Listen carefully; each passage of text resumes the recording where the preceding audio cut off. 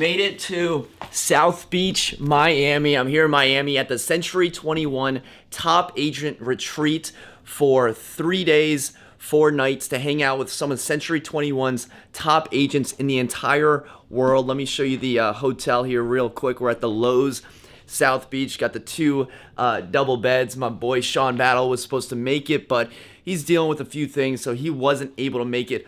Unfortunately, this hotel room is a lot nicer than the Airbnb I was just at in New York City. Nice little bathroom there. So I'm really looking forward to a couple days of learning from other agents and sharing some of what I know that I can help out other agents. Come out here on the balcony. Look at this beach view behind me. This is nice. I mean, I'm only on the 5th floor, but I would take this 5th floor with the beach view over like a high rise looking towards the city. So I just got in. Have you ever been like so hungry where you can't even think? Yeah, we're getting to that point. So I'm gonna go find some food. First meal of the trip, a delicious bacon cheeseburger. This is some thick looking bacon. What's up with the pigs in Miami? Let's give this a shot.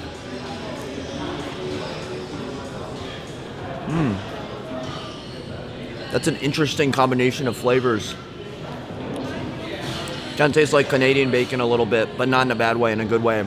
And check out these, look at these little fellers.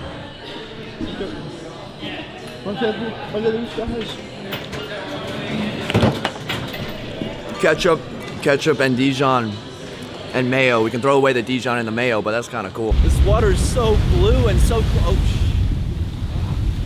First rule of thumb, don't turn your back on the ocean. That's an amateur rule right there. I feel like Rafael Nadal with my pants rolled up like capris. Man, I could get used to this South Florida living for sure. This is by far the nicest home improvement store I've ever been in. Do you get it? Because Lowe's is also like, you know what? Never mind.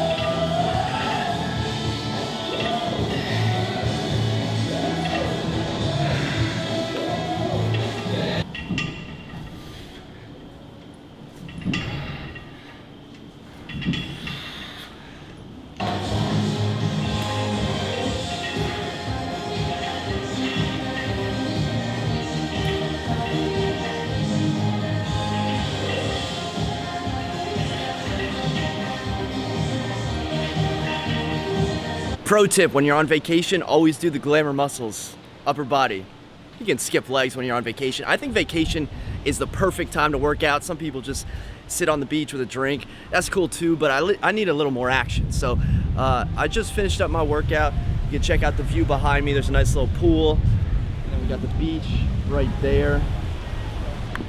I think I'm gonna go hang out at the pool and then go grab some dinner. Outfit of the night, we're going with a fresh blue button down, brown belt, white pants, blue loafers. The pants, they're a little wet. Don't tell anyone, but I got them in the ocean, so I just tried them. Hopefully it doesn't look too weird, but we're going to a really nice steakhouse, Prime 112. All right, dinner at Prime 112. This has $4 signs on Yelp, which means I am definitely not paying for it, but I am here with all of the Redwood superstars combined. There's like hundreds of millions of dollars of real estate that has been sold by these killers on this table here. I got a filet, actually no, this is a New York strip, a little 14 OZs, and some truffle fries too.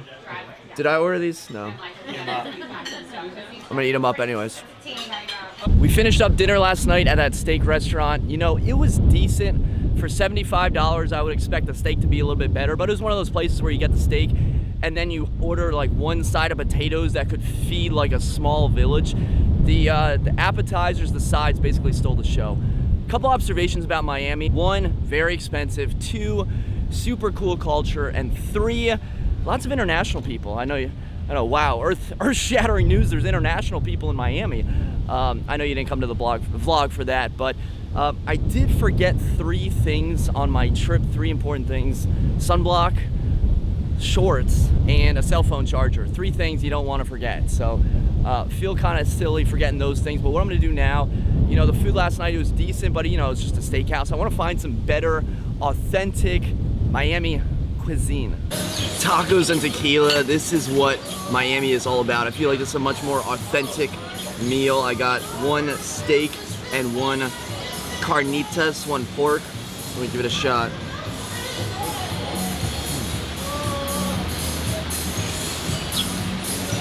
Kind of messy, in a good way.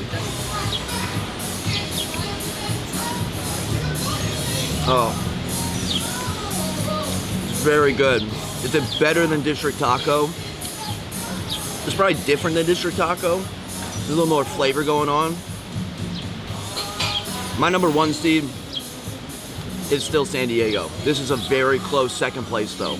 We're about to go out to dinner. I'm with the one and only Jim Talbert from the Arlington office. So I'm gonna ask Jim one question. I'm gonna put him right on the spot. Jim, what's the best advice you have for a first-time home buyer? You have to immediately get pre-approved. So immediately get pre-approved. I've said this before, but people are like, oh, I don't believe you. They don't understand. It's so hugely important because you need to know what your cap is. If you're buying a condo or like a townhouse that's got HOA fees, you need to know all of that because your lender will say, okay, this is what you can afford, but if your condo fee is $500 or $600, that really fluctuates like where your cap is. So that's hugely important, and you need to know what your cap is, so you can go out and look at the proper things. Exactly, and your lender will pre-qualify you. But remember, have your own budget, because if you have $1 million in the bank, all cash, they're going to say, yeah, you can buy $1 million condo. But what are you comfortable with? Matt is absolutely correct. Your lender will say you're approved for X, Y, and Z, and you may not be comfortable with that monthly mortgage payment. So I have a lot of first-time homebuyers that go, wait, I only want to pay $2,000 a month or $3,000 a month, but my lender approved me for $5,000 a month. I'm not comfortable with that. You still want to be able to go on vacations, buy clothes, college funds for your kids. You need all that. There you go. The number one thing from Jim Talbert.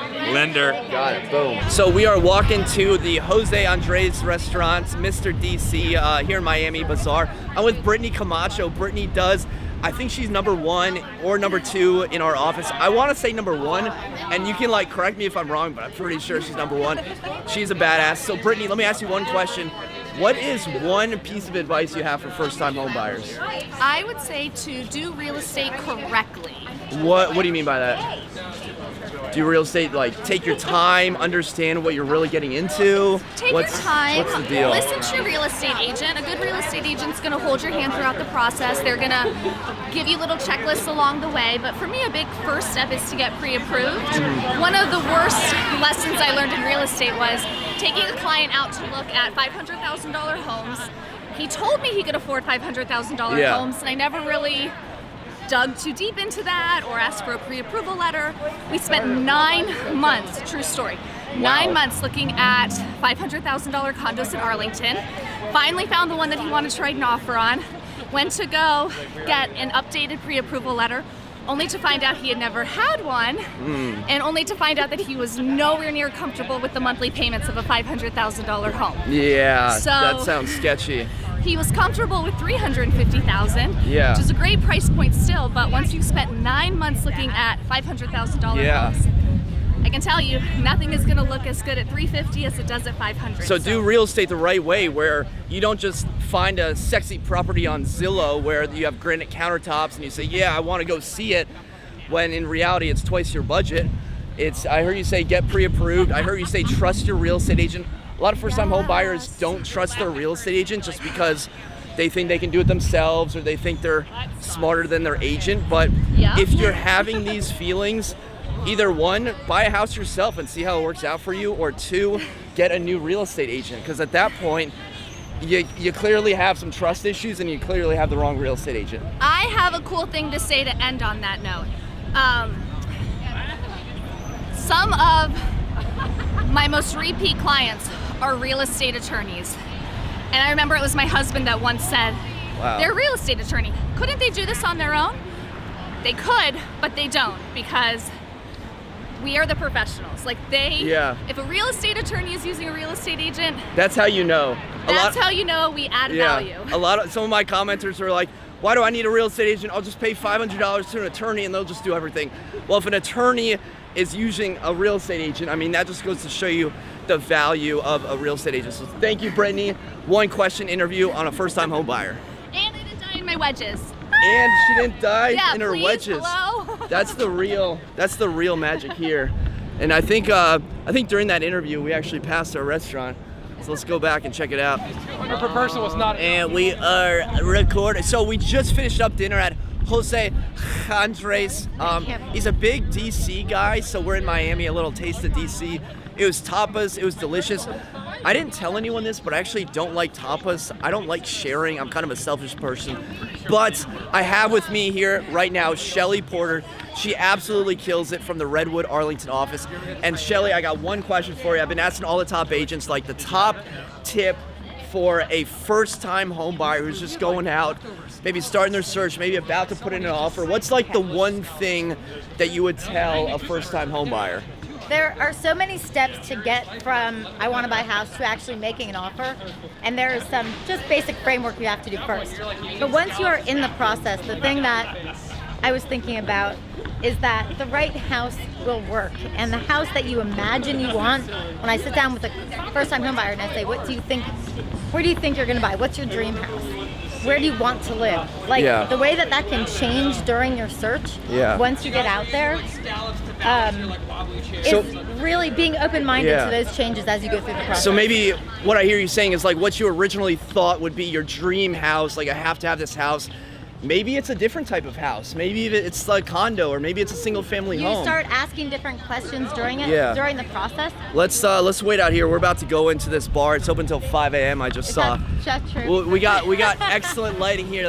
Let's keep the conversation flowing a little bit. We'll get the people rolling in here. So, the right house just has to work.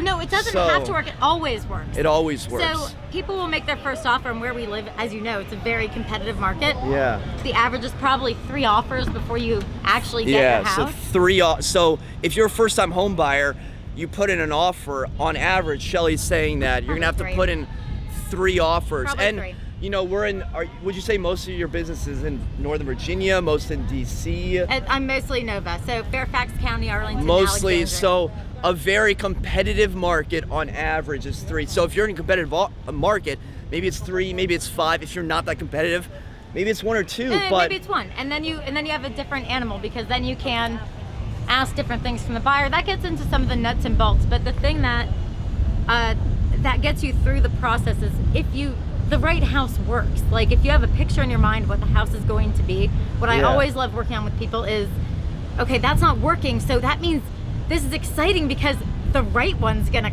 happen. It's gonna happen. And it's always so exciting. It's happened to me personally. It's happened to my clients. What happened to you personally? My husband and I put an offer on a house. It was verbally accepted. This is years ago, and the agent actually never signed the final initials and sold it to her cousin or something like that, and we couldn't understand because it was such a perfect house for us.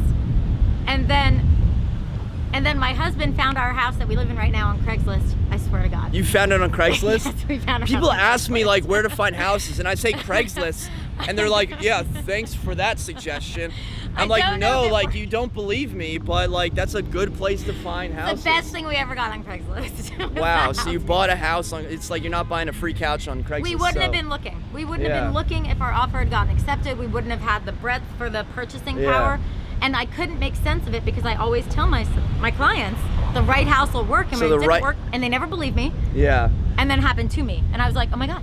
I feel like a couple agents have said like first-time homebuyers never believe you, or if I feel like if they don't believe you, it's like there's some sort of trust issue there. There's so much of what their concept is from HGTV. Yeah. Which cherry picks which part of the process it's going to show you. Yeah. So that's part of it. It's a TV show. It's a reality TV show. Yeah. It's a pretty good one at that. Ryan Serhart's my boy. Yeah. Well, I think they're in here waiting for us. I heard they're buying us drinks. I actually didn't hear that. I heard there's going to be a DJ. Oh, maybe it's Pitbull. Mr. Worldwide. All right, let's go in and check it out. Videos.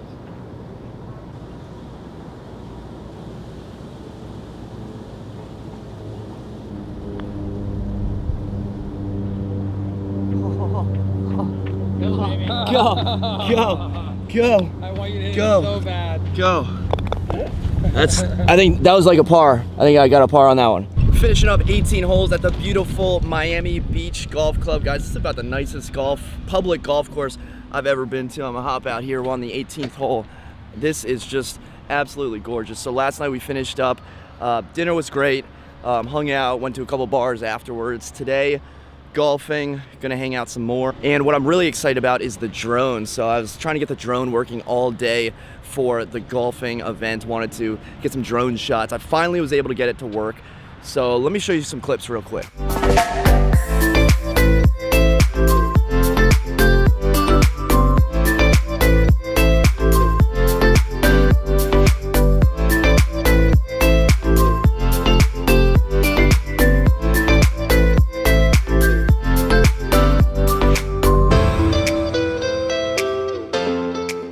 And that is a wrap from beautiful Miami. I was actually here at the top agent retreat for Century 21.